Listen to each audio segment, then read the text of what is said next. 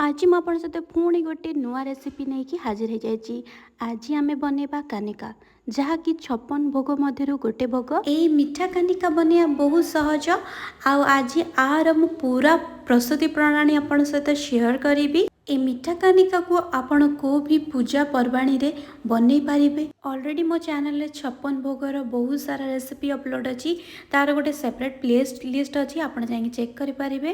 तो चलतु आउ देरी न करी ए कानिकार रेसिपी देखिबा।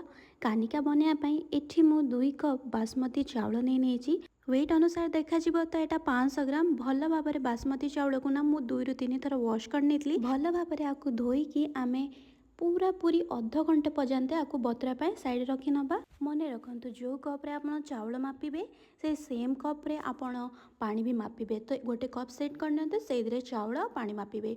वेट अनुसार देखा जिवो तो 500 ग्राम से हिसाब रे आपण पानी देबे। तो आउ किछि सामग्री रे हमको दरकार चीनी एठी मु नेछि पाखा पाखी 100 ग्राम।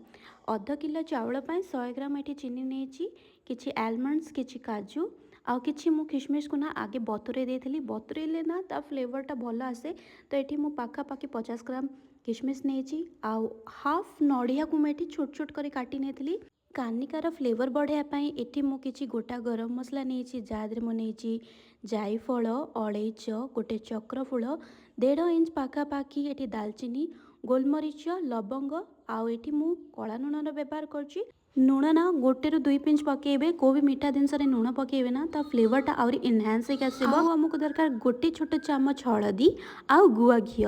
मने रखंतु ए कानिकार ना आपण देसी घी रा ही व्यवहार करंतु। फ्लेवरटा ना आउरी बढ़िया किनी आसीबो। कानिकार प्रोसेस स्टार्ट करबा सबुठ प्रथमे ना चावल को 2 ରୁ 3 थर धोई नबा। एबे आदरे गोटे छोट चामच लुण आउ हळदी मिसेकी ताकू भल भाबरे चावल सहित हमको मैरिनेट करनबा अछि। बढ़िया गोटे कलर आसला ना ताकू 10 मिनिट पाए छाड़ दबा ताकि हळदी लुण भल भाबरे चावल रे एब्जॉर्ब हो जाओ। जदि आपन को एपर्यंत टिके भी वीडियो भल लागे तो ना वीडियो को लाइक करबा। आ मो चैनल नुआ अछंती तो चैनल को सब्सक्राइब करबा जमार भूलिबेनी। 10 मिनिट पर गोटे मोटा नॉनस्टिक पैन रे एठी मु दे दोची पाखा पाखी 1.5 बड़ चामच घी। गुआ घी रे व्यवहार करछि। आ ए घीटा ना आमे घरे तैयारी करथले। घी जमीती गरम ही आसीबो ना तादरे कटा हेतिबा नड़िया पकेना। नड़िया को किछि समय आमे हल्का भाजी नबा। एठी फ्लेम को हमको लो रे ही रखिया अछि। लो मीडियम रे नड़िया जमीती हल्का कलर चेंज हे आसीबो तादरे आमे दे देबा आलमंड्स आउ काजू। हल्का क्रंचीनेस आसीबो।